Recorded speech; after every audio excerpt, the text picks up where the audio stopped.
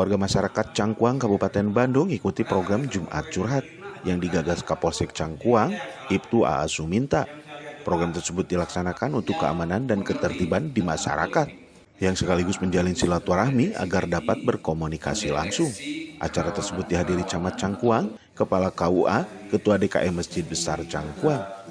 Acara tersebut dilaksanakan di Jalan Sanggar Indah Banjaran, Desa Nagrag, Kecamatan Cangkuang. Terima kasih, dengan program seperti ini kami mengharapkan dari jajaran Polsek Cangkuang untuk lebih kehadiran kami diterima di masyarakat, membawa dampak yang lebih baik buat masyarakat di wilayah Cangkuang. Insya Allah program ini akan kita laksanakan secara rutin dengan tempat yang berbeda-beda, agar kami di masyarakat bisa diterima dan pelaksanaan tugas kami bisa bersinergi dengan masyarakat sekitar, sehingga masyarakat merasa nyaman, tentram dalam melakukan aktivitas lainnya tanpa ada hambatan gangguan keamanan, serta informasi